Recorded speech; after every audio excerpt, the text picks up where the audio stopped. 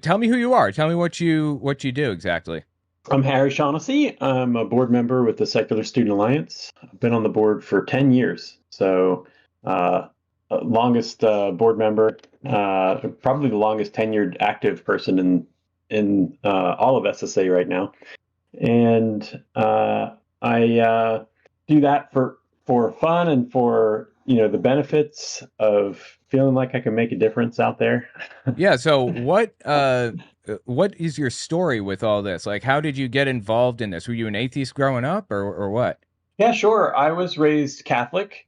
I basically it was a very Catholic family.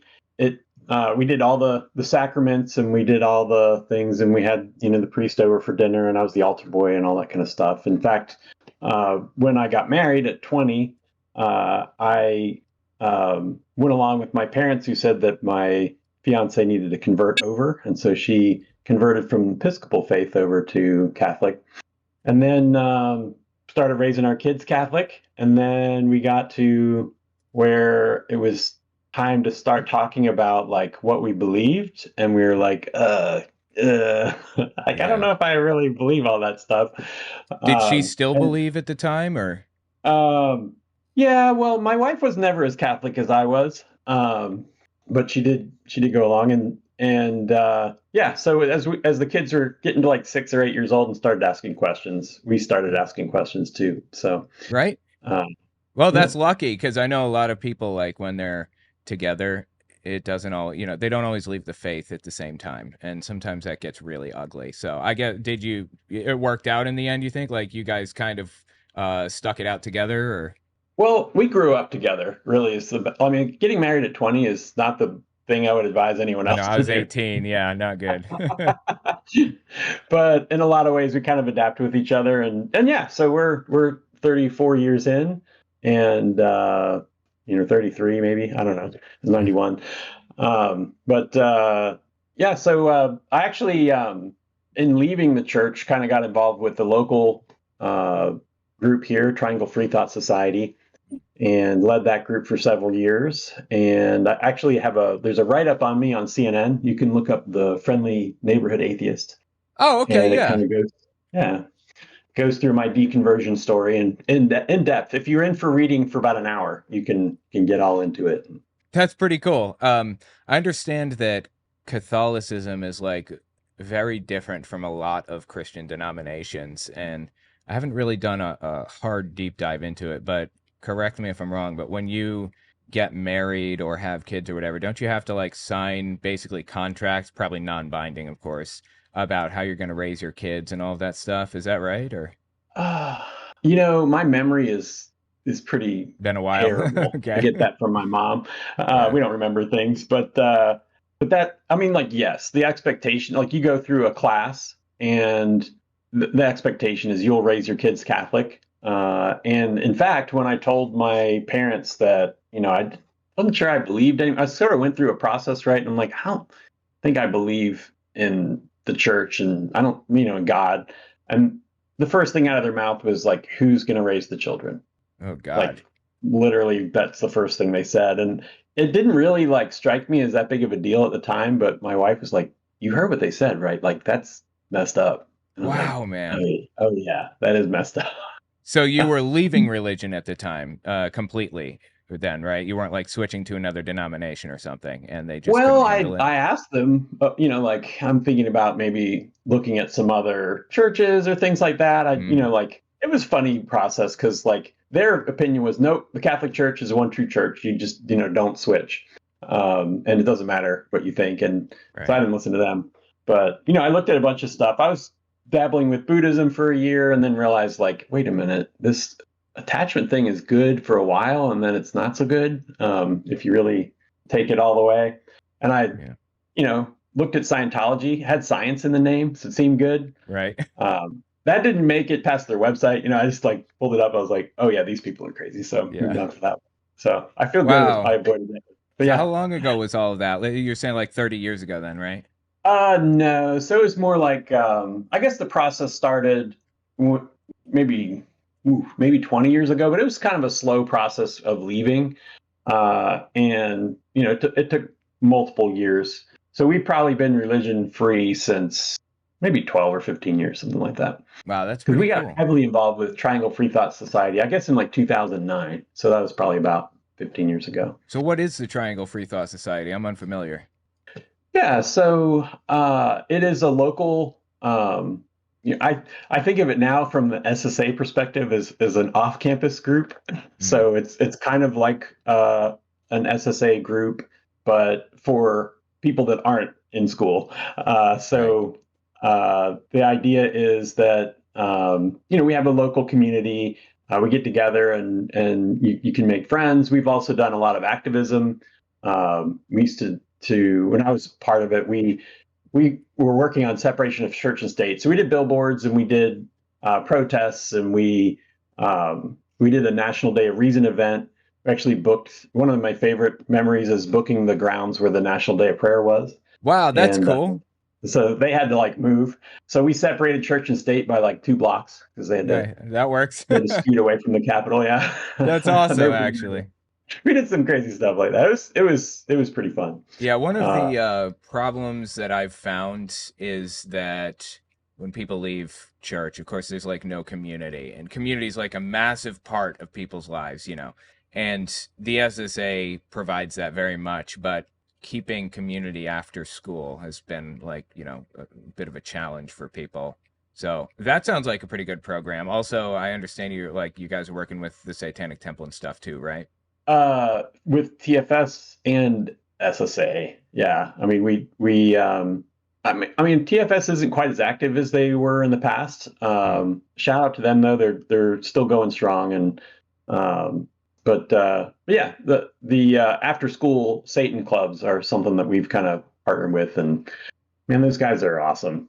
Yeah, absolutely. I know when I was, Just so smart. You know what I I mean? know, Like they yeah. just know how to do it. Yeah, they're really Uh, cool people. I know a lot of the people in the Satanic Temple and stuff. They're really cool. But I remember leaving religion and, you know, it's like it's a weapon that religion uses against you, community, losing everything and Absolutely. everybody and replacing it or like softening the blow or whatever is so important, especially for college students because college students, high school students, that's a place where people can meet and congregate, you know. So anyway, Well, that's I think really interesting. JWs are worse about that, like excommunicating people or whatever they call it.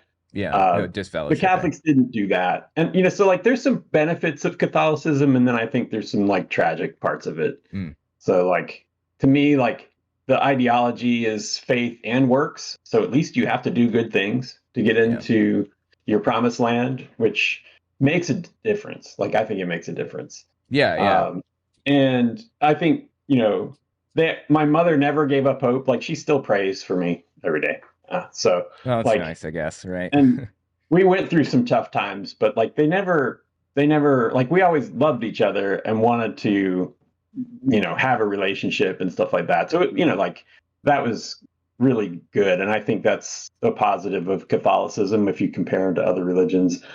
I think just like the Catholicism is such a web to get out of. Like there's so many different pieces. Like pulling it all apart. Like the community piece is like, man, I have to leave my community, but like you think there's angels watching over you, and then like I realized like, oh my god, I'm alone. And then I was like, wait a minute, I was always alone.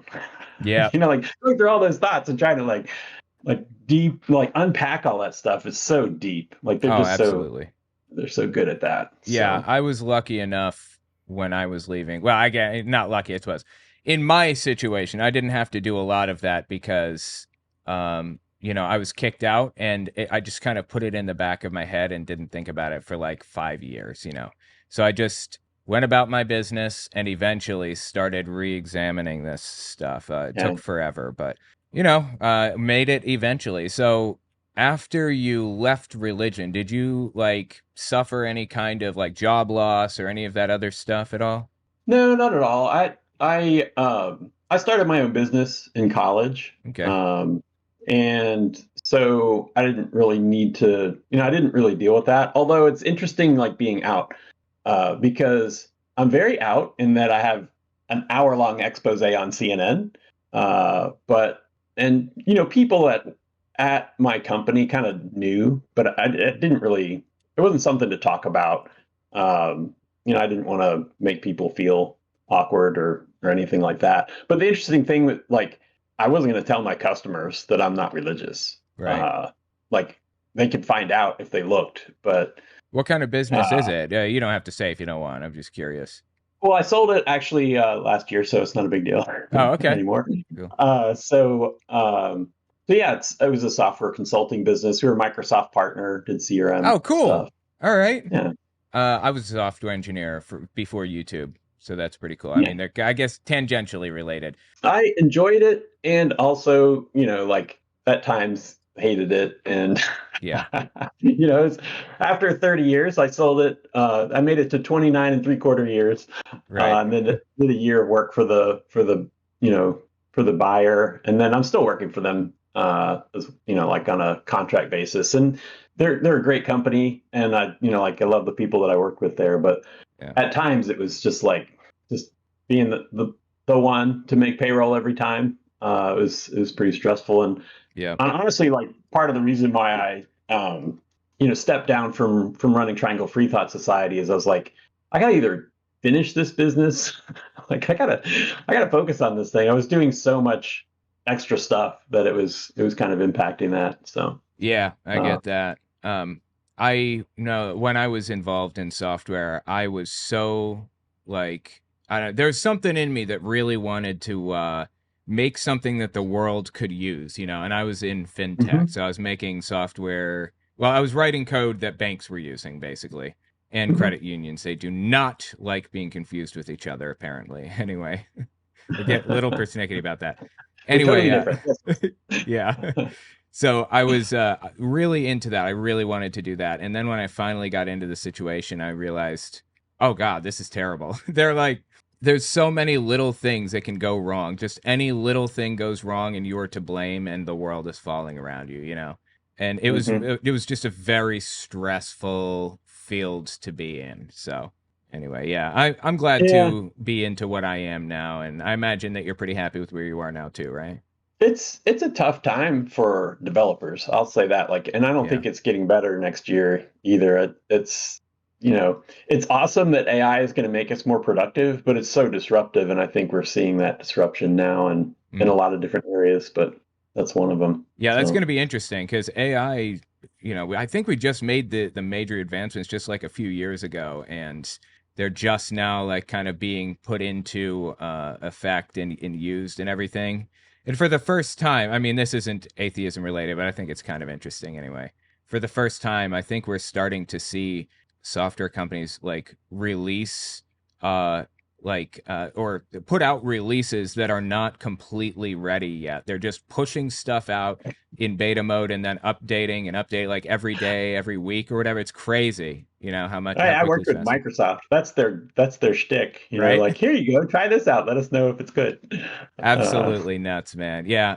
It's a cool field. I yeah, mean, it's a cool kind of occupation to have, but very, very stressful. Anyway, so yep. uh you sold your company, you said like 12 years ago, right? No, that I just sold in 23. Oh, So, wow. Okay. yep. So in So June, I worked, I finished like full-time employment for a year, and now I've started some new things. I'm gonna help other people along that journey of building their business and uh, by doing some coaching and peer advisory groups. And I've got a couple of ideas. I've got a startup that I want to work on a little bit, see if that's going to go anywhere. So that's cool. Well, I'm you don't have enjoying to it. tell me what it is if you don't want, but I'm super curious. What are you working on right now? Anything interesting that you want to talk about?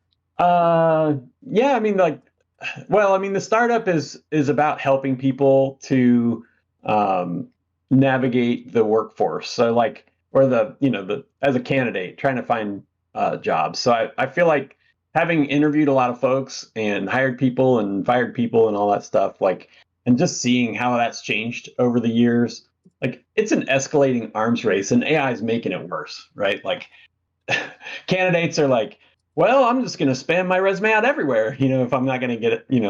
And then companies are like, well, we're going to use an AI and we're going to filter them all out. Yeah. And it's just like, people are so frustrated and angry. So I want to use technology to try to like level the playing field. You know, like I look at LinkedIn, it's a digital resume, but like you're the product on LinkedIn. Yeah, People aren't paying for that. They're the product, and they're making a lot of money off of that. So like looking at a possible idea for disrupting some of that and just bringing a little more power back to candidates and evening things out a little bit, and also that's just pretty smooth cool. like making that more efficient. So Yeah, that's pretty cool. I like it. yeah, Interesting. Well, I'm hoping that we're going to raise tens of thousands for the SSA. That's the goal, tens of thousands I right would now. love to do that. How Yeah, do we do that's that? right. It's a long, drawn out process, and I am not the only one involved, so we'll hope for the best. But yeah, we're going to be doing that on the Line, YouTube channel, the Line. That's going to be pretty soon, so keep a lookout for it. Yeah, well, I love Secular Student Alliance. I think they're right in the right spot for, you know, changing the way that society is developing. Helping students to, you know, is amazing, and the stories that they have are really deep and heartfelt stories about how we're helping young people. So I encourage people to check us out. And you know, as part of the fundraising effort, we love to raise tens of thousands of dollars. What helps the most is even $5 a month. Like those recurring donations are so meaningful in helping us know what's coming and growing and stuff like that. So if there's folks out there that are looking, it's a good place to go. And I just want to say, Owen, like I'm not a big YouTube watcher. I hate to say that on a YouTube channel, Oh but no, like it's fine. I took a look at what you're doing, and I think the work you're doing is amazing. I Like, appreciate uh, that. Yeah. I appreciate it. I saw a lot of interesting stuff on there. I did see a questionable take on candy corn. I was a little bit Candy corn. Oh, that's um, old school. thinking Yeah. aback on that one, Yeah. but sharing your story and I actually had a similar FFRF story, but not as deep as yours. Like and your story about your daughter and school. My son actually didn't want to stand for the pledge, and FFRF stood up there and helped us out. Wow, Um, man. I can't believe that that was even like an issue that came up, that they would cause problems for it in the first place. it was a really short issue. Like the school immediately like put a kibosh on that, and then we had another issue that came up, and they called us like immediately, like you don't need to call FFRF. We're on this. Nice. I Oh, was my school like, or my kid's school, as I'm sure you've probably found, they just got psychotic. It just went downhill really quickly. man, But it's within a different culture. oh, it is. Where did yours happen? Mine was West Virginia, Wake Forest, North Carolina, North and it's Carolina. such Okay. a great school. Like I hate to mention it because like you know my kids when they went through there really liked the experience there, and they even said like, hey, when there was uh, a queer kid that was having some trouble, like the football team kind of stepped up and put an end to that. And I thought like, Mm, what a great you know story and culture here. I mean, like it's hit or miss. You know, unfortunately, that doesn't happen everywhere, but I do think young people are figuring it out, yeah. and I'm excited about how they can do better Yeah, than my absolutely. generation. And like you So said, recurring donations are really helpful. It adds a level of stability, right? yeah, So as you said, it'd be that's good if good. people could contribute to that. I just shortly after, my kid's whole thing with her school, um, I think like the next year or something, four school districts in the area, were basically sued by FFRF because they were bringing preachers in the during class time and forcing kids to go or like be counted as absent for the day and stuff to these revivals. And it actually went a lot better for them at that time, surprisingly. So I don't know. Maybe it was just that specific school that got psychotic or what, who knows. But I think we are making headway. It's just going to be an uphill battle, obviously, with all the news and everything Yeah, going on right now. It's an uphill battle. We got to keep fighting. We got to find causes we care about and support them, as far as I can tell. Right? we're in it to win it. Let's keep Yep. going. Yep. Anyway, yeah, I appreciate you coming All on right. talking to me. It's been fun. Yeah, thanks. I'll do it again sometime.